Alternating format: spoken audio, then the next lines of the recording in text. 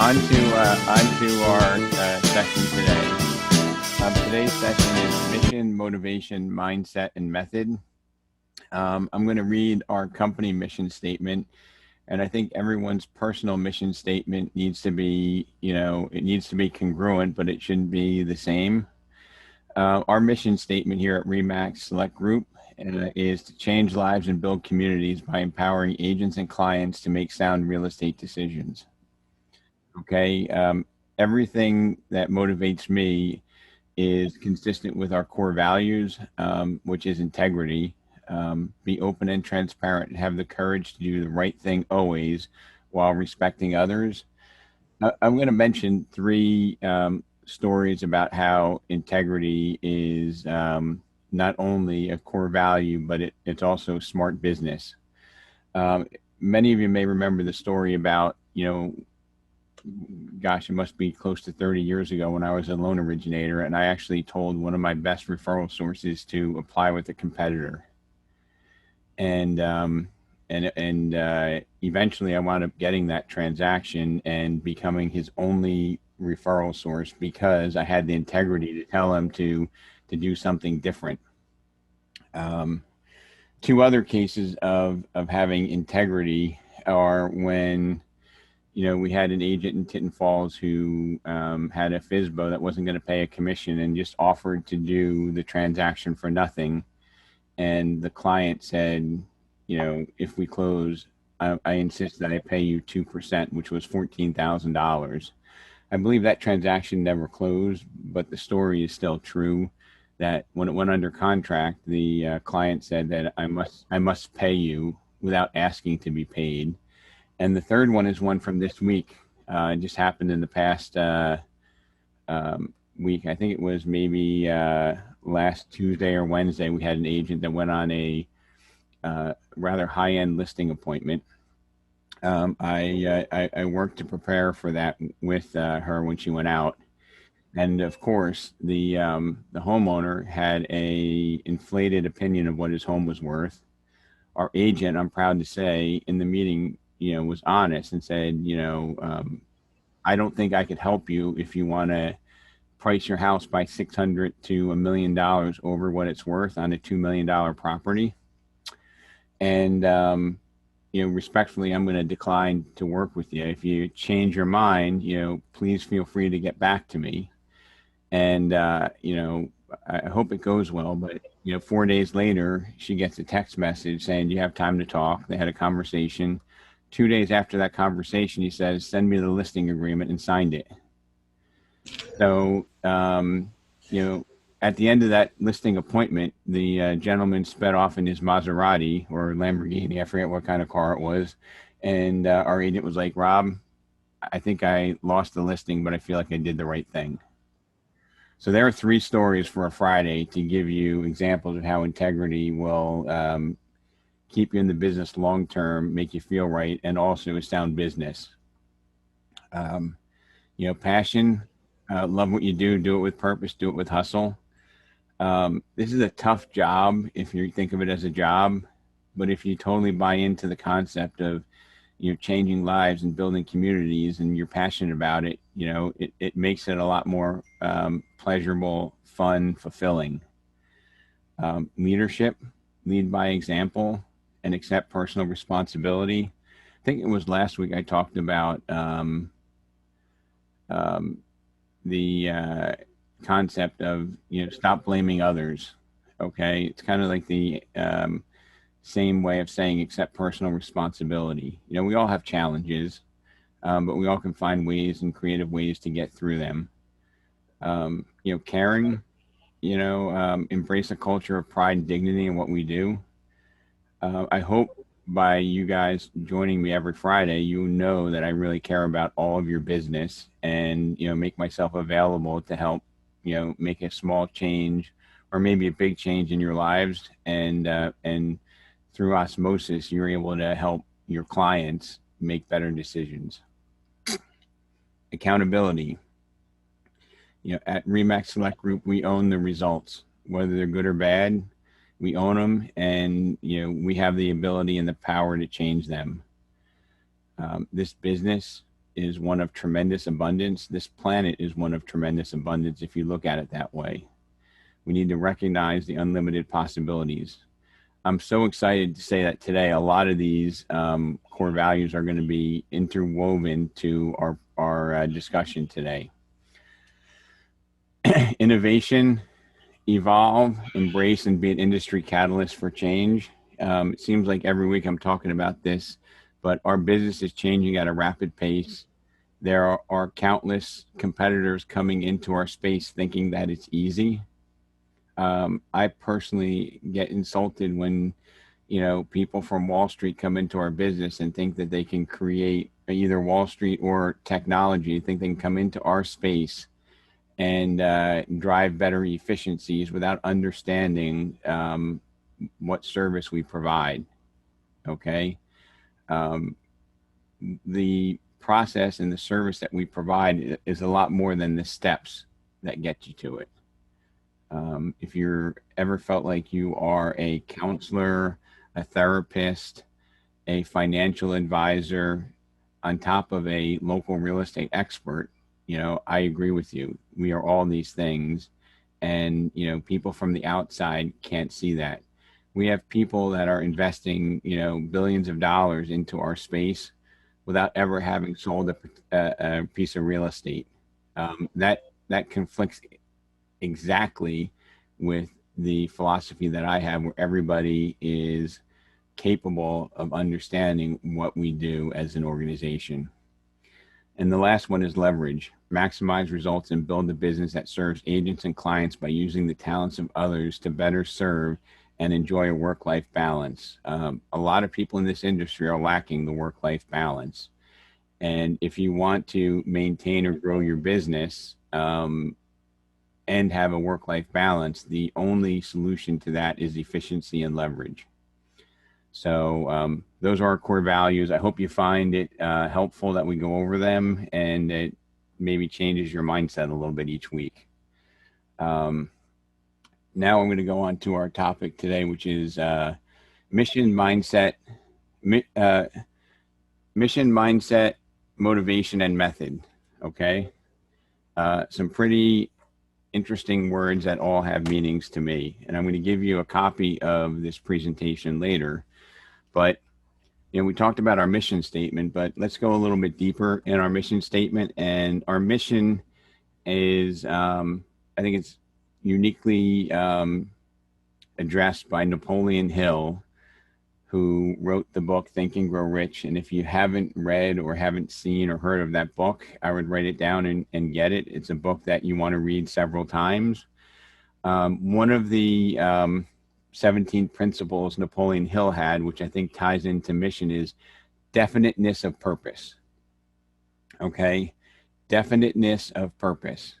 So you got to look at the two words. What does definite mean? It means certain. It means it's going to happen. And the other word is purpose. That means that what we're doing is purposeful. It's not random. We are not a victim of, we're not a victim of circumstance. We don't believe in a jinx, right? Oh my God, I don't want to think about this because I'll jinx it. We have a definiteness of purpose, and definiteness of purpose is the starting point of all achievement. Without a purpose, a plan, people drift aimlessly through life. Definiteness of purpose is the starting point of all achievement. Does that make sense? Give me a thumbs up. Yeah. Right. If you don't know where you're going, you're never going to get there. Right.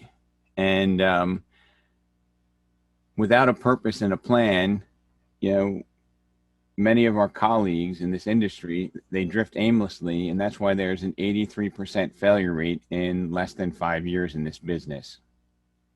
Okay. If you're not purposeful and certain that you're going to be successful, it's very doubtful that you will. My example of this is, my personal mission that, I'm going to put forth that you might want to adopt, okay, is to provide life-altering services to 30 families in the next 12 months. Okay, that would be something that you might want to add on to our company mission statement and maybe put on some personal items as well.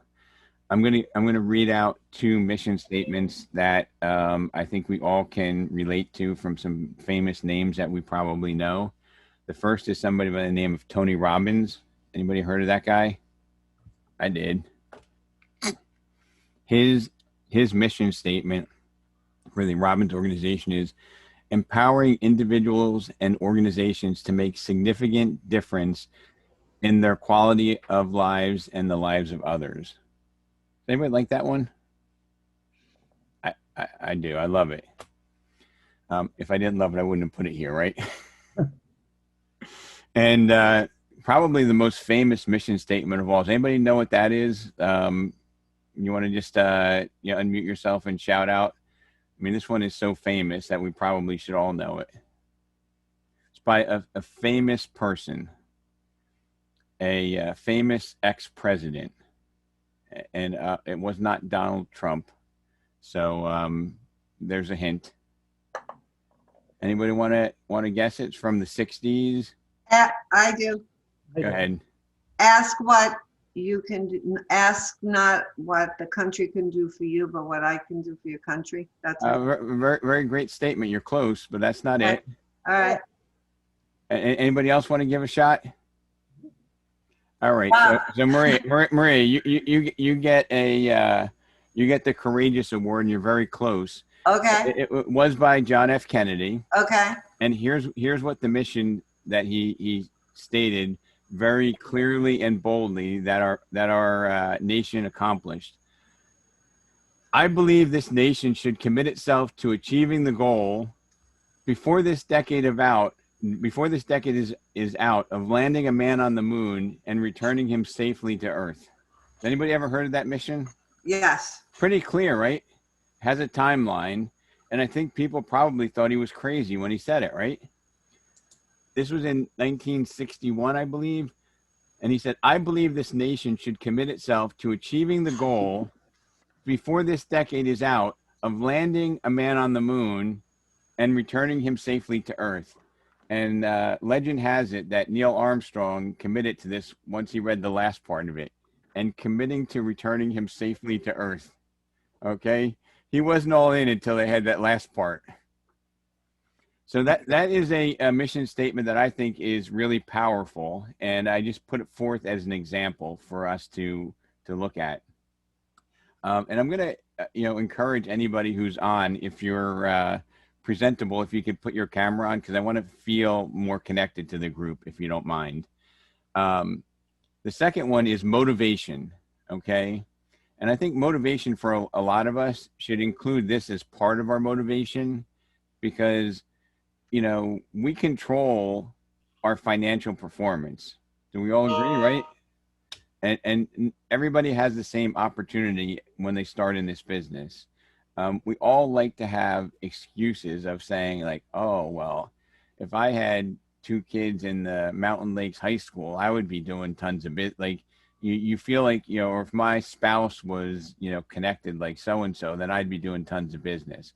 Well, there are just as many examples of people with that benefit or privilege that aren't doing anything. So we need to stop being envious and jealous and stop blaming others and start looking internally to what output we are producing. Okay. So here's an example, and I'm going to put this out there. And I think that, this should be a example that we should all have, and maybe we'll have a mastermind on this. But financial freedom. And here's something I think that's very attainable, not quickly. It's not an overnight success, but here's something I think everybody should have in their goals. And I'm glad to share with you a attainable method to doing it. $1 million in retirement funds and $100,000 in liquid assets within 15 years to have, and this might be to have funds to pay for your kids' college, to have a retirement that serves you. Maybe you want to have a second home or a fancy car or a boat or something that is just something that's a goal that you put on a vision board. So if you're planning on being in the business for 15 years or more, and you're like many of us, where, you basically feel like, I feel like money kind of comes in our hands and then just disappears. Anybody feel like that? But you have a big stack of money and then all of a sudden, where did it go, right? Everybody gets their cut, right? Uncle Sam gets their cut, whatever. If you ever had a job where you were paid as a W-2, what comes out before you get paid? If you get a regular taxes, yes, I hear a lot of us saying taxes, right? And if they take taxes out, right? Do you still find a way to get by, right? Yep. And if you were in a job where you had a W-2 and you're with a company that, was fortunate enough to say contribute towards a 401k, and they say, hey, Maria, if you put 5% away, we'll match that, right? Most people are like, well, I want to put that money away because I want to get that extra 5% from the company. Absolutely. Putting that away, right? Right. And were you still able to eat? Absolutely. Did you find a way? I found a way. So I'm going to tell everybody here that, financial freedom is possible, and it's not a scammy thing. It's not a bad thing, but it has to be a purposeful and intentional thing. Okay, because we're not going to find financial freedom by accident. And unfortunately, our society doesn't teach us money. Like we go, we learn history, we learn literature, we learn math, we learn science, but nobody teaches us money. Would everybody agree on that, right? You never took a class in high school or college, which was, personal finance management, right? It just doesn't exist. Hey, Rob, may I jump in there? For those of you, because you're totally speaking my language. I don't know who on the call is familiar with Robert Kiyosaki, Rich Dad, Poor Dad, and he's a great resource for that. When you decide you're going to take ownership of building your personal finances and building wealth, he's awesome. So just wanted to weigh in there. For those that don't know Robert Kiyosaki, he's totally worth the read. And irony of irony, Paul's actually 6 hours away in an investment property he bought. So thanks, Paul, for chiming in there. You're literally walking the talk. So I do my best. So is there anybody on this call that feels like you're on a path not to, if you're in for 15 more years, that you're not on a path to have $1 million in your IRA, your 401k, or your IRA, or your $1 million in liquid or semi-liquid assets when you retire? I think most of us are probably not in that strategy, and I totally believe that there's a way and an achievable way that we can do it by taking small steps. Okay. And that's something that, I'm going to put myself out there to offer and go through examples, because we are in a business of abundance. Okay. And I know it's scary right now with real estate prices high, but interest rates are relatively low. And, we might want to take a chance and buy an investment property or two and plan on holding it for a long term, where the short-term bubble is not going to have an impact. Because who thinks that there's a bubble in real estate coming? Raise your hand. So almost everybody. Anthony, you're not listening, or you don't see it coming.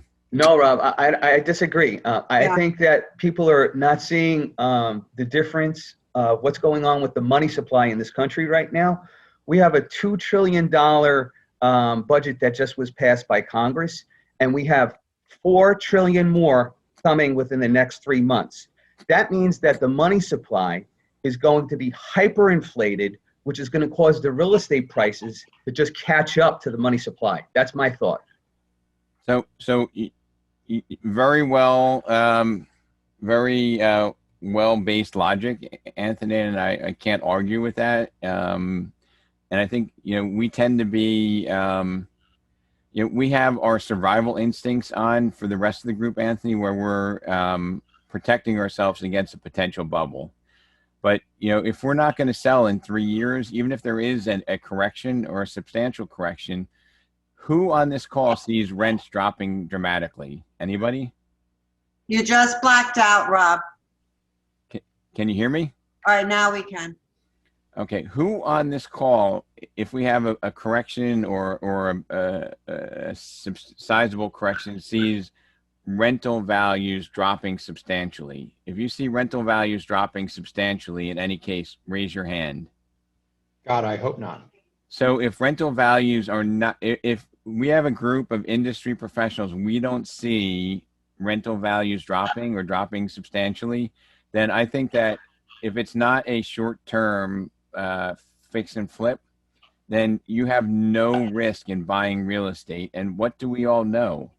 Okay, we are local real estate experts, and we can refine our skills a little bit and dip into the punch and put some money aside. Real estate gives you the tremendous ability to leverage yourself, okay, and have other people pay down your asset.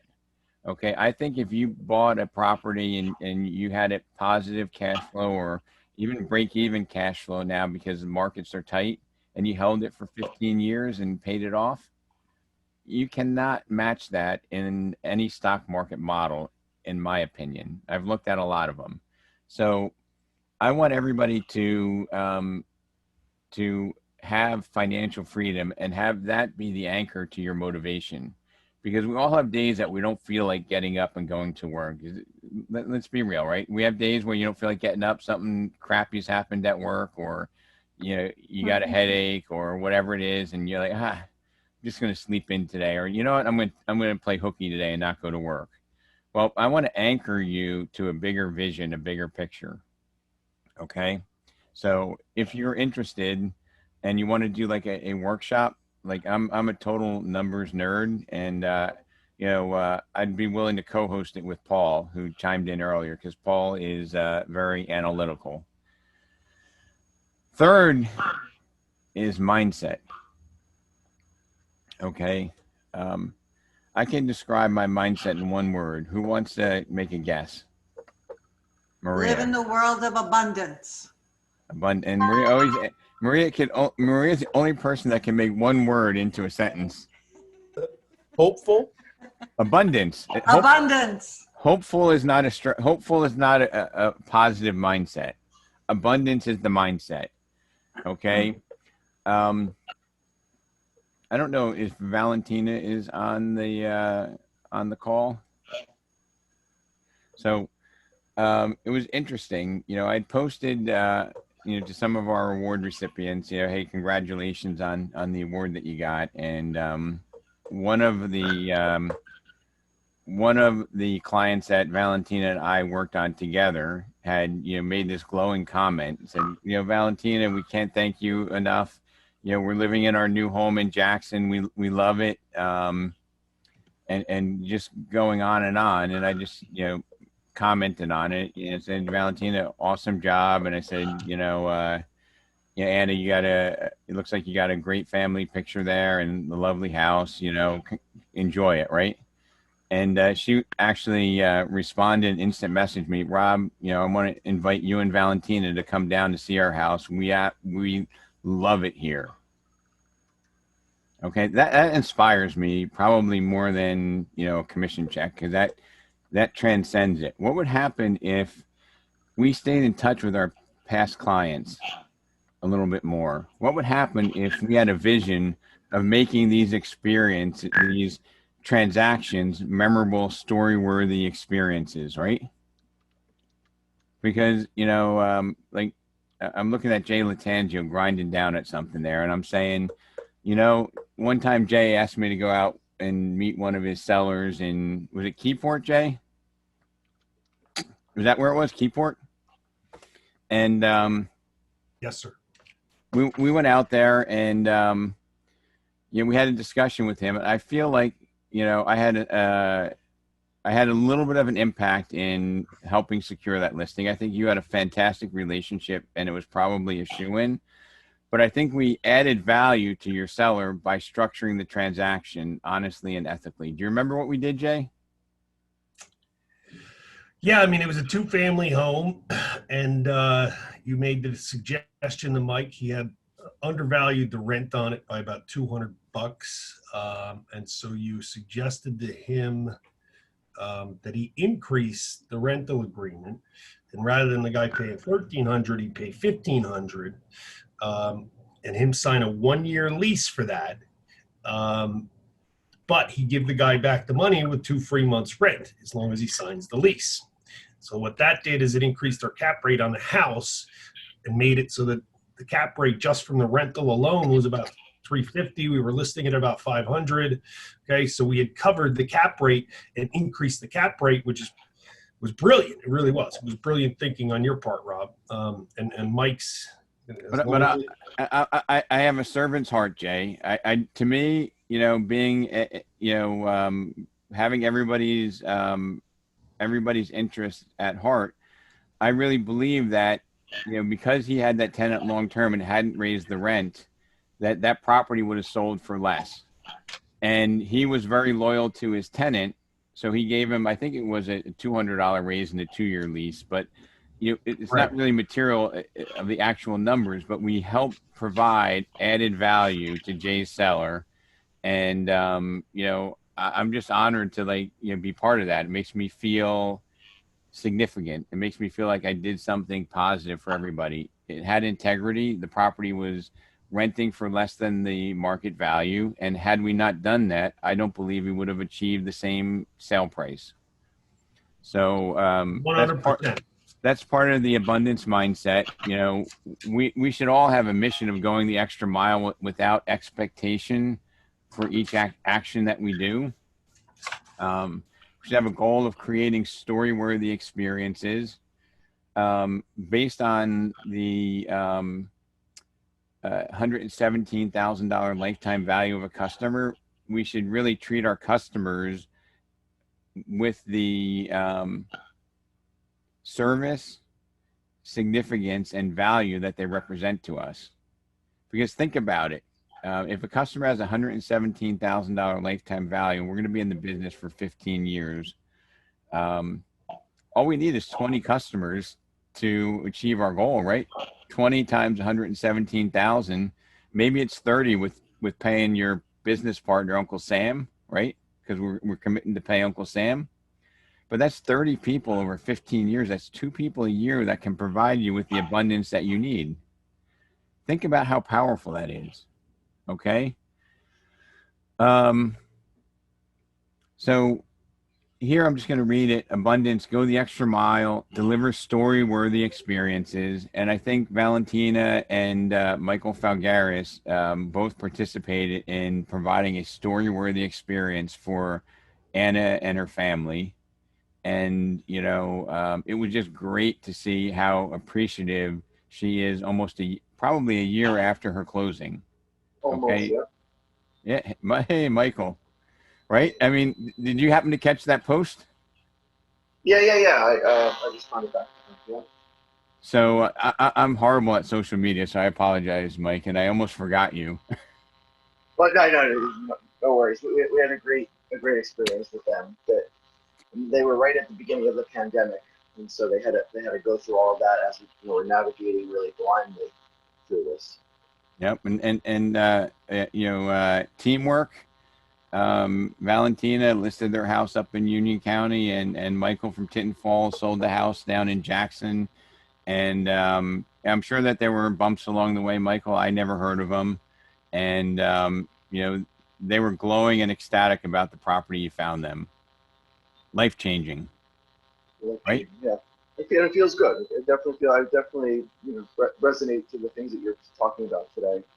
It's one of the reasons. It makes it so hard to pick up the phone sometimes and call someone that we don't know. And I try my best to come from the point of value. That I'm here to help you. How can I help you? So that when they hang up on me or yell at me, hey, I was just trying to help you.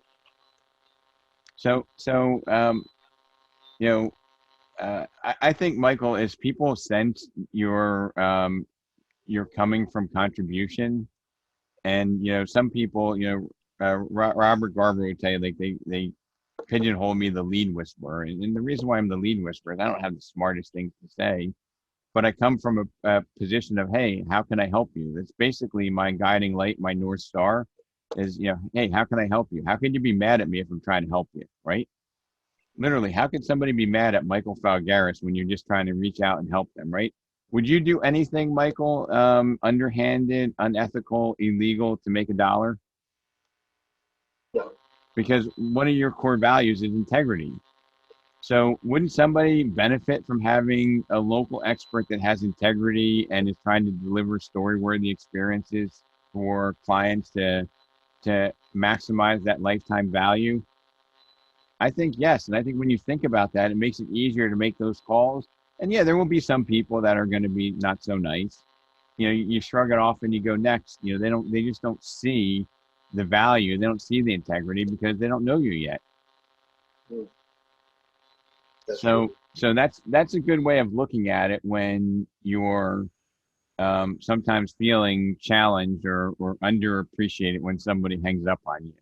But I'll tell you, Michael, keep moving forward. Don't let other people influence or write your story because it truly is your story. And we blame no one. Okay. We're responsible for the amount of gratitude and appreciation that we deliver to the rest of the world or the people that are fortunate enough for us to work with. So I know, you know, if you're, Rob, yeah, Rob, to that point, you can easily take yourself from a bad attitude to a good attitude in this business if you reach out to one of your past clients that you haven't talked in a while. Okay, it will definitely change your day. Okay, because they are always grateful for what you've done, and it fills your heart up and gets you motivated to do it. But anyway, just wanted to throw that in there. So don't be afraid to pick up that client you haven't talked to. I mean, pick up the phone and call that guy because they are the best phone calls I make in this business every time I do it. If I knock on somebody's door, I pop in and see them. It always makes me understand why I'm in this business. Thanks, Jay, for chiming in. Is Deb Hagemeister on with us today? She was. All right. If she's not on anymore, we'll talk about her. I'm just kidding. We, I'm here, Rob. There she Okay. is. so you know, Deb, what did you deliver to? Was it Kenny or on the Glenn Baker team? Was it cookies or something? I just delivered to all of my agents pastries. And you know, Deb, did you think about not delivering it to? Was it Kenny who lived kind of far away? Absolutely not. He's part of the team. So you just said, hey, I'm going to go deliver it to people's houses. It doesn't matter what you delivered. It's the act that really caught the attention. And, you know, Kenny's probably an hour away. Is that fair to say? Yeah. So it's an hour each way, and you drove 2 hours to deliver pastries. Could you have just ordered something and had it delivered to his house a lot less expensively and more efficiently? But I wouldn't have got to see Kenny's smiling face that morning. So that folks is the going the extra mile that you can't calculate. Like, you know, I can't, you know, quantify that. That's judgment. That's putting people first. And I think, you know, Kenny and the whole Baker team understands that, you know, first and foremost that you care about what's going on. Okay. And they don't care what you know until they know that you care. That's kind of cliche, but it's true. Right? If somebody doesn't give a you know what about us and they're trying to tell us something, don't we just kind of shake that off and take it with a little cynical, sour bite, right? Right. So anyway, I think Kenny's on the call here. Kenny, are you on? At least I saw him on before. All right, he got embarrassed and he dropped off. Yeah. So that's the abundance piece. You know, and you know, going to Michael's point, I have written down an extra M, a bonus M, right? There's 4 M's, but I put a 5th one in, which was messaging. And messaging goes towards like Michael's call where people, you know, hang up or it gets you down and it stops you from doing what you should be doing. But the message is, you know, how can I help you and your family have a servant's heart and give freely? Okay. You in my example where I had offered a great referral source of mine to go work with a competitor because they had a opportunity that I did not have access to that would have benefited my client. I gave freely, gave him the advice and said, go with my competitor. And that was a epic change that I can't tell you how, having an attorney that has influence. At the time, I was a loan officer telling his clients that, hey, you should go with Rob because if he doesn't have the best product, he'll send you to the competitor. Was like people wouldn't even, wouldn't think about calling a second person. Like who would want to have a listing appointment where their friend says, Jay, don't call anybody. All you got to do is call Michael Falgaris. Like he's the solution. I could take an hour and tell you what great things he did for me. Or let's flip that around, Jay, and say, hey, Michael, don't talk to anybody else because you know what? Jay went above and beyond. He actually coordinated the contractors, coordinated the CO. I mean, Jay, think of all the stuff that you do that aren't included in the normal listing process for some of your clients, right? I mean, it's outrageous, isn't it? You're on mute, but we can't hear you. Yeah, people tell me I'm crazy with the things I do, but I do. Yep. I do. You go above and beyond, right? And I think that like that guy in Edison that you sold his house 3 times and you got the CO and you solved inspection issues. I think he's never going to use another agent. And if he's probably anywhere and hears the word real estate, he's probably saying Jay Latanzio. That pretty much happens. But yeah, so the question, right, and whatever, it's taken me a long time to find this mindset. You talk about the mindset. So the one mindset I always try to keep in this business is how can I be of service to someone today? So I'm there to serve somebody else in whatever capacity they need me to be serviced. So if I can make their life better just by having a chat with them, then I make their life better. And that seems to be the right mentality that you're talking about. And whenever I leave my clients, I will ask them the question, have I been of service to you today? Okay, it's the only question. That's why I'm there, is to be of service, whether it's a buyer or a seller. But that's my mindset. And whatever, I just made Remax Hall of Fame, so I guess it's working. I think I'll keep doing it, right? Yeah, no, congratulations on that. And more importantly, congratulations on, all those clients that you helped along the way. I just like to interject one thing. Jay said something which I think really makes sense, and that is in the messaging to the client. Have I been of service today? And it kind of hits the reticulator in their head as well. And I think that's something that's important that I learned here on this webinar today. So Anthony, maybe one of the other things that we can connect the dots here, and it's not part of my written syllabus here for this, but as an industry, I think we're horrible at asking for business. I think we don't leverage the service and the value that we delivered to get more business from it, right? We don't exploit in a positive way the experiences that we delivered to get more clients from those. And Michael, have you gotten from Anna and what was Anna's husband's name? Jesse. Anna and Jesse. Have you gotten referrals from them yet? No, not from them yet. No. Have you been in communication with them regularly? Yes, through text message and social media. Okay, so the gift we get as a group, and then when I go visit them, I'll be giving them something. But we did our closing gift as a group. So Michael, on this call today, I'm tasking you with reaching out to them once every other month, or maybe even once a month, and then doing the Columbo at the end there. Hey, Anna, do you know anyone else that we might be able to serve? Right? And I want you to come back to, when you're on one of these, I know you're on frequently, but if you're on one and you have you have a positive story from that one action, I would like you to share it with the group. And if you could do me a favor and maybe just clue Valentina in on this, because I think that we're going to see transactions. We're going to have a count of transactions coming in because both of them, Michael, are influencers. They are not shy people, right? No. I mean, he's a police officer. She's in the school system.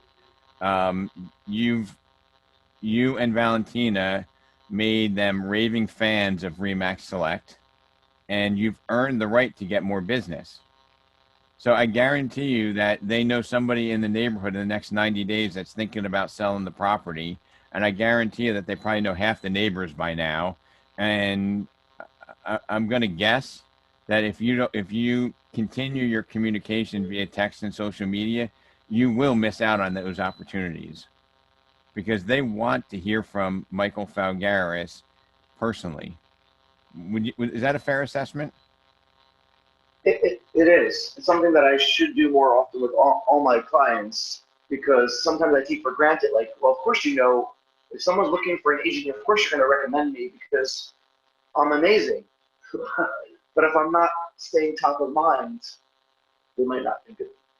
Ask and you shall receive, right? Sometimes you need to say, hey, do you know anyone else I might be able to serve? I might be able to help. All right, Jay. Rob, there's one thing, and this is what Buffini teaches you, right? Is that there's one thing in creating a raving fan and somebody who talks about you a lot, okay? And there's another thing that you have to do with getting those people to understand that just saying your name doesn't really get you anywhere, right? Because unfortunately, 99% of the people that hear a realtor's name think, oh, we're easy to get, blah, blah, blah, blah, blah, and they don't call us, right? So that person could be on board as our raving fan. So what I've had to learn to do over the years is I've had to learn to teach these people that, listen, it only counts if you get me their name and phone number. That's great. But I really need their name and phone number because 99% of the time, they're not going to call me. But you know who will call them? Me. Right. Okay. And so teaching the people to if they're going to refer you, to say, hey, just ask them if it's okay if I give my realtor your phone number and contact information. That's the transition. And that's really where the rubber hits the road, Right. at least from my experience. Okay, is them sending you, you know, like you see me deliver cookies. Deb was talking about deliver pastries and whatnot. So the whole thing with me being there delivering cookies is A, checking in on them, saying that I care, and then B, saying, hey. And then the thing is, people get mad when I don't show up the next year, and I go, well, it's pretty simple. You didn't get me a phone and a name and phone number during the year. You had a year. I just need one, and you stay on the list. Just one. Does that make sense? Yeah. So that's the hard transition with having raving fans out there. They can rave all they want that are friends, but if you don't know who the people are that are looking for houses or looking to sell their house, it doesn't go anywhere. It just dead ends. So Buffini teaches you to train them to listen, it only counts when you send me the name and number. Okay, hey, Jay, I have somebody for you. Okay, a friend of mine I was talking to. Hey, my aunt's selling her house. Okay, those are the conversations that come out of it. But anyway, just thought I'd throw that in there. So Jay, as always, thank you for sharing. I really appreciate your input. And Julio down in Parkland, I wanted to ask you, how would you feel about when you meet with a client to say, hey, you know, I'm glad that we're going to be working together. Thanks for listing your property with me. You know, what I want to do is I want to not only sell your house, but I want to create an experience for you. And at the end of this experience, if I've done a great job, I'd like to be, you know, the person that I'd like to earn the right to have you refer me to others. How do you think that would be? Do you think people would look at you weird, or you think they would say, wow, that's pretty cool, right? No, I agree with you. I think that some people actually expect that, but we don't perform that. Like, we don't voice it out. And totally agree. I'm also basically a culprit of that habit that we need to form more and more often, because we see so many people, but yet develop those relationships. But we got to take it a step further. And what about if we, you know, and I'm just throwing ideas out here because I'm not walking in your shoes. I'm just helping you, walk a little quicker. What if we went out there and said, you know what, Julio, while we can go through this transaction together, if there's ever anything that I'm not doing or I'm not meeting or exceeding your expectation, can I just ask you to just give me a call and call me out on it? Because, I am human. I do make mistakes. And by the way, if you're not the broker manager, maybe you can say, hey, here is my manager, Robert Garger. If for some reason I happen to be away or out of phone coverage, can feel free to call my manager to get any type of emergency issue resolved. But we're committed to making sure that we exceed your expectations. How do you think that would be received by a client? Phenomenal. I'm going to go back to Anthony. How do you think that would be received if you were to say, hey, if I happen to be dropping the ball on anything, can you please call me out on it and give me a call? And if I'm not responsive, maybe I'm with a client and you have something that's emergent, you can have the phone number to my manager or the owner. I think it's an honest, open statement that provides transparency and truth. But I love that so much. I think everybody should use it and say, hey, you know what? If there's anything I'm doing that's not meeting or exceeding your expectation, Shauna, I want you to reach out and call me, or here's my manager you can call so that we can make it right. I mean, people know that we're human, right? They know that we're running a business. They know that we care if we're offering them the ability to call us out, right? That's not bad. I think that's good. Say at the end of the transaction, I want to make sure that I exceeded your expectation. Absolutely. Meeting is not good enough, is it? No. I want to exceed your expectation. So let's get down to some of the methods here, okay? Some of the things that I think that we need to do, and I'm gonna share this with the managers, or maybe I could start to send this out to everybody afterwards. But methods. Number one, and probably the most important thing, is commit to time blocking. Okay, because if you don't commit to time blocking, it doesn't get done, right?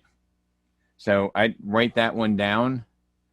Number two, okay, and this is the analogy of when you're on an airplane and they say, hey, if the airplane decompresses and you're traveling with young children, what do they say? Who wants to chime in? Go ahead, Maria. You put your own mask on first. Right, because you can't help somebody if you're incapacitated, right? So my second statement is have a wealth strategy. Because if you are not viable, right, you can't serve others, right? If you're worried about how you're paying your bill, are you going to be in the mindset to serve others? No, you're going to be worried about paying your taxes, your mortgage, whatever. So we all need to have a wealth strategy. And I'm thinking I'll do that on like a Tuesday if anybody's interested in doing that, because I really feel passionate about it. And I know most of you won't come. That's fine, but I'm going to put it out there and invite you to come develop your own wealth strategy and master 3 income opportunities within the business. And I would call them lead sources, but I think lead sources are just like, who wants to vomit when you hear the term lead source? Right? Right? A lead source. How about if we reframe it as an income opportunity, right? Doesn't that sound a little better? So the first thing is I saw is Dan Brosnan on with us today. I don't see him. So if you were on with Dan's first presentation, I think that was awesome. I think we got a lot of people to sign up. And I think that's going to be a game changer if we remain committed to that process. So these are just some different lead sources. So, or income opportunities.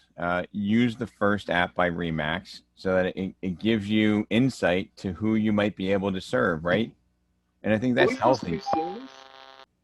What's that? All right. So use the First app. To go back to Michael's Michael Falgaris, who said that he maybe text messages, emails, and is connected on social. Social media, in my opinion, social media for your sphere and past clients should be a reason, should tip you off to have an excuse to reach out to your client, right?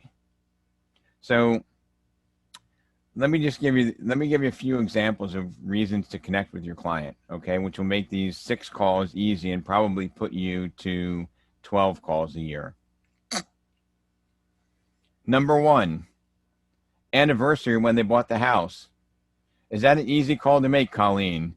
Hey, I can't believe it's a year you've been there, Colleen. How are things? Oh, by the way, do you know anyone else I could serve in the community? Friends or like, that could be a super easy conversation.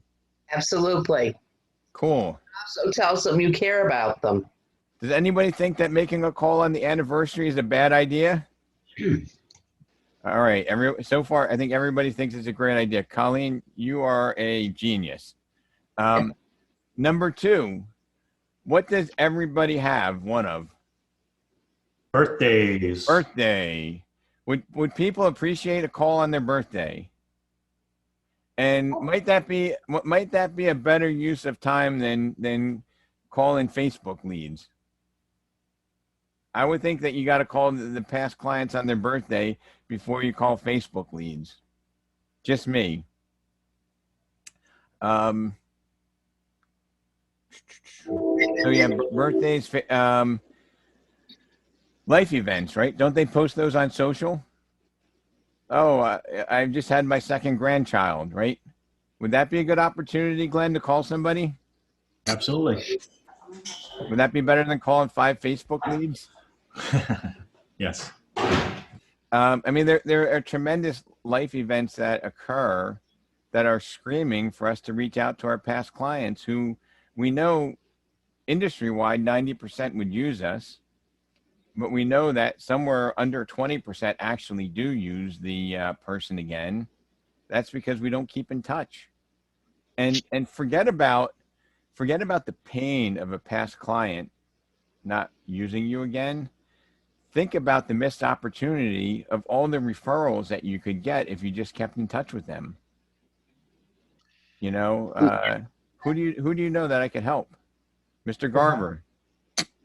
I want to just give you an example of, I try to get all of my clients to be friends on Facebook, just so that I can keep in touch with what's going on in their lives. And one of my clients early on, who I had sold a home to, I saw that they had a party in their backyard, which was okay. But what I noticed was there was a whole new stone patio that wasn't there when they bought the house. So I made it a point to stop by and, ask about that. And the wife told me that her husband had built it himself. And she said, let me show it to you. So we walked outside and she showed me this beautiful stone patio. And as we were finishing the tour, the husband came home. And so he came out and talked to me about putting in the stone patio for like a half hour. And he was so proud and excited and so glad that I had seen it and stopped by to talk to them about it. And they've been a source for leads for me for 10 years now. It starts with caring, and then you need to be in contact. So, look, I just hope that this is something that we don't just listen to as entertaining, but that we take action from these great ideas. And it is so fantastic that, you guys are driving the bus here. I feel like I'm just the moderator and I'm just pulling out what we already have examples of. And we just need to realize that the difference is the consistency of doing it. Okay. So here are some things that, I'm going to just put this out there and say, could everybody afford $40 a month to be on the first app if you're going to use it? If you can't, you're in the wrong business. And then, maybe you take your first app and your sphere and social media, and maybe you just spend an hour a day on all of that combined, right? So your first app, your sphere of influence, all of those calls. Does anybody think that would take more than an hour a day to wish everybody a happy birthday, happy anniversary, look on social media, see if there are any life-changing events, right? You know, hey, your son, your youngest son just went off to college, right? You call him up, say, wow, I can't believe that, Bobby went off to college, right? But then, when Bobby goes off to college, what then happens? They're empty nesters, right? What might they want to do? Sell their house. So it's all great. And it's because we care. It's not because, hey, Bobby went off to college. You want to sell your house? If that's the message, you're going to get shot down, right? You're going to look like a money-grubbing, self-serving person. So I would say make an hour a day, commit to your sphere, your first app, and monitoring social media, that people that you know. So we're talking 5 hours a week so far, folks. Easy job. Second is, could we find a way to make 5 outbound calls a day? I mean, is anybody intimidated by 5 contacts? And maybe it's 5 calls for some of you. Maybe it's 5 conversations for others. But let's just be consistent about that. If you made 5 a day, how many is that a year if you take weekends off? Anybody? Somebody do some math and chime in. So that's that. If it was 10 a day, that would be, what's that? 250. That would be 2,500. It's 1,250 calls, or 1,225 calls a year. If you made 1,225 calls a year to some source, whether it's your old Zillow leads, whether it's your KV Core, did you think you would get, some business? Do you think you might be able to get, out of 1,225, if you got 1%, that's what, 10 deals? 11 deals? Who could use an extra 11 transactions? Who can dial 5 people? Who can have 5 conversations a day? Is that overwhelming to anybody? So, if you don't have a strategy, maybe you just adopt this: 5 calls a day, an hour to follow your past clients and your social media and your sphere. How about 5 meetings, in-person meetings per week? Now I'm getting crazy, right? Stop by the house, Michael, of the customer that is a raving fan of yours, right? Maybe you could do 5 a week. Maybe you need to back that down to 2 a week. But I think that's a really, really high-touch, high-caring event that's going to provide an abundant opportunity to all of us. Now check this out. I'm getting really crazy here. How about explore 1 new referral source per month? And I'm not saying pull your credit card out and buy something. I'm just saying, hey, maybe you want to go talk to an attorney that you've been working with about giving you business that comes to him or her, referring that back to you. Maybe it's going to an estate or a divorce attorney. Maybe, it's going to a financial planner and figuring out how can you build a relationship that will provide a yield over time. Can everybody do 1 of those a month? Absolutely. And Maria, if we do 1 of them a month, how many is that in a year? 12, yes, without a calculator. You know what? Michael Falgaris also had a great idea I saw in the chat. All of your closings for 2020, send the closing statements to all those clients of yours so they're ready, prepared for their tax season. You know what I mean? That's a nice way to reach out and to show them, hey, you know what? We're really thinking about you. This might make your life a little bit easier so you don't have to dig around for all those closing paperwork documents. So Maria, I'm gonna, since you're on off of mute, 5 calls a day, 5 days. How much time would it take you to make 5 calls a day with conversations? A half an hour? Yeah, maybe with me, maybe an hour. Yeah, half hour should be fine. So if that's the case, Maria, you might want to even focus on being a little bit more intentional with your calls. If you're that personality, because there's a purpose for it. So that's 5 hours of working your first app and your sphere of influence past clients, 2.5 hours making 5 calls. 5 meetings per week with sphere and past clients. Okay, that might be an hour and a half per with travel. That might be 7.5 hours. Exploring one new referral source a month can't be more than 1 hour for the month, maybe 2. Yeah, maybe. So call that 30 minutes if you divide it by 4. Mhm. We're talking about 10 and a half hours a week, folks, of high priority things that we should be doing. Yep. And we're talking about, one of those events is going to get us 12 extra transactions a year. So why don't we do this? Because we have demons in our head here. We've been programmed by this industry of being an independent contractor and just like running towards the next shiny object. And I'm going to go back to the beginning here, and I hope I don't go over. Oh, shoot, we're over. I'm wrapping it up in 2 minutes. We lack the definiteness of purpose, right? We get up and we just look for things to do. We look for shiny objects. We don't have our mission straight. We're not congruent. Rob, may I say something quickly? I can't stop you, Maria. Thanks. Never been able to. Well, you know what? A lot of agents find it difficult to prospect for that cold calling, and they get all anxious. They don't do it. They keep putting it off. Here you have a lead source in your phone. These are people you've been introduced to, you've already spoken to. Start it off, say, hey, Rob, it's over a year, maybe 3. When was the last time we had a nice conversation? How easy. It's a warm call that you're making. You're just saying hi. These people know you. It should be cake. What about if one of your calls to your clients are, hey, Starbucks or Dunkin' Donuts? What's your favorite? Yeah.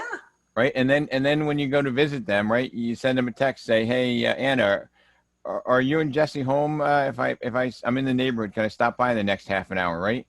And you come by with a couple of coffees the way that they like it. Right. Wow. Wow. That's like $5. They're going to be talking about you. Right. Or if they have kids, bring a box of Dunkin' Donuts, bring a plant, hey, spring is here. I thought, I had a whole bunch of these. I thought I'd drop one off. Guys, this is cake. So you can have easily another 12 transactions by the end of the year. All right. And because I care, I'm brave enough to come to this next part here. All right. I'm going to step back a little bit here. We're bracing. Okay.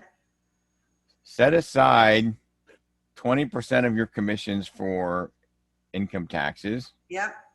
10% for retirement and 5% for investments. Yep. Okay. If you don't set it aside, will it ever be there? Nope. Hello? Colleen, in South Florida, if you don't set the money aside in a designated safety box, will the money be there when Uncle Sam needs to get paid or you need to retire? Absolutely not. It will not be there. And I'm gonna guess, Colleen, that this law is applicable to your average sustainable agent and your top producer. It seems to be universal in this industry. Absolutely. So I am challenging everybody to put away 20% because you have to pay taxes anyway. And if you don't pay taxes, it creates something called anxiety. And anxiety takes you off of your game and you're not as effective because you're worried about the government. So pretend that you don't have that 20%, put it in a lockbox. Okay. And I am heavily suggesting that we put away some money for retirement because we all want to be able to have an abundant life and retire and not work until the day we die.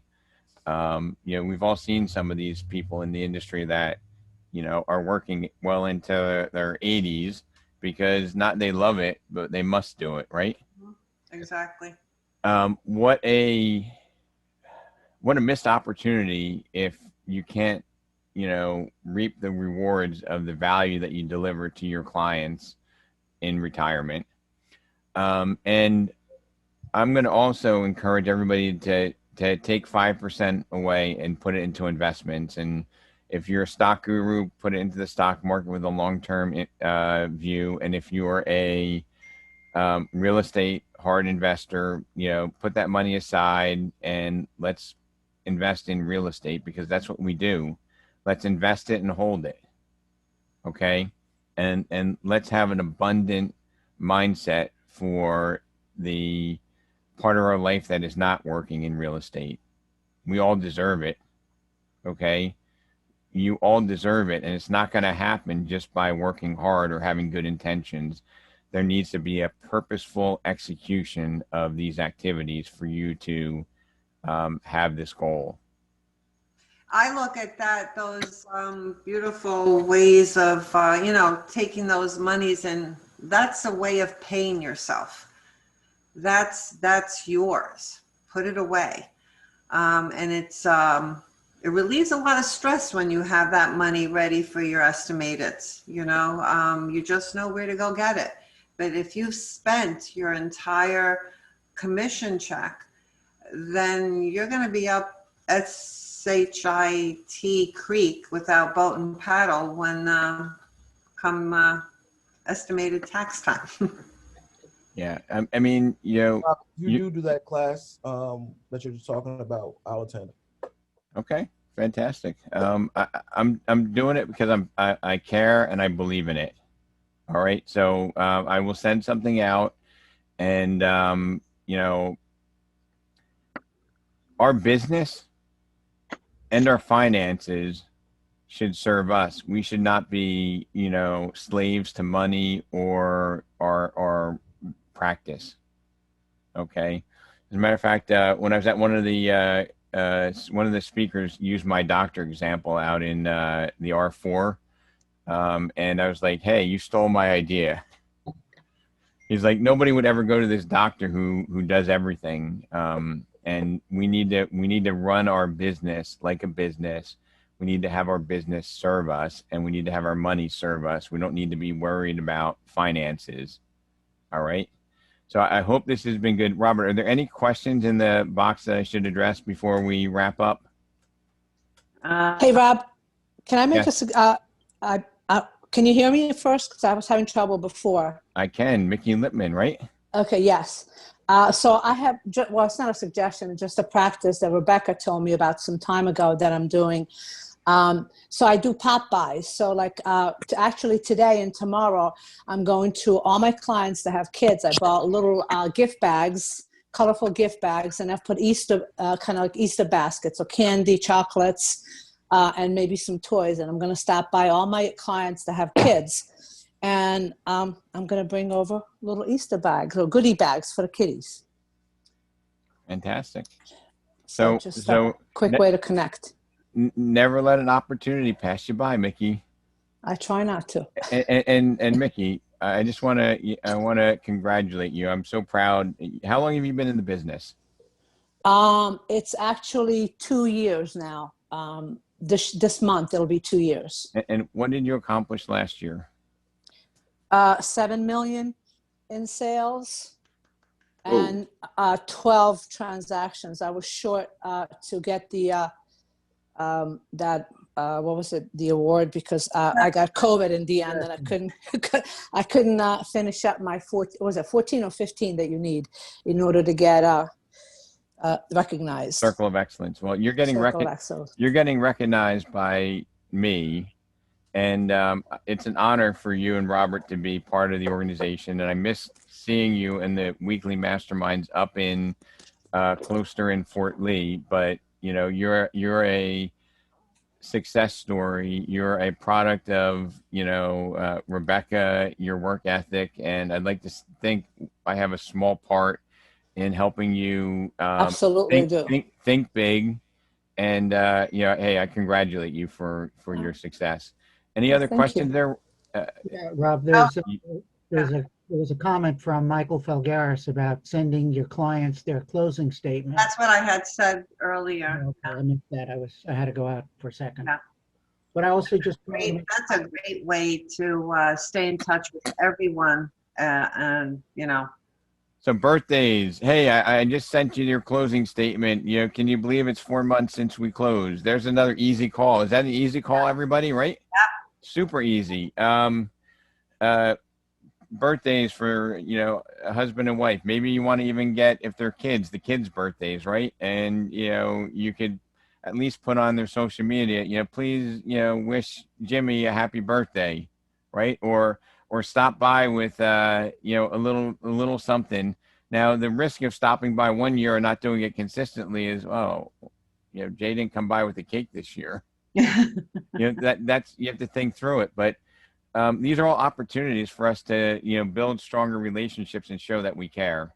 Any other last minute comments? Because I can go on forever. You guys are great, and I love the interaction. So it's my honor to serve you guys and ladies, of course. Any other comments before we wrap it up? Yeah, Rob, the biggest mistake realtors and real estate professionals make is not staying in touch with past clients. Yep. They forget that they've been talking to them and taking care. Buying a home is very intimate. And when you do not stay in touch with these people, they feel a rejection from you.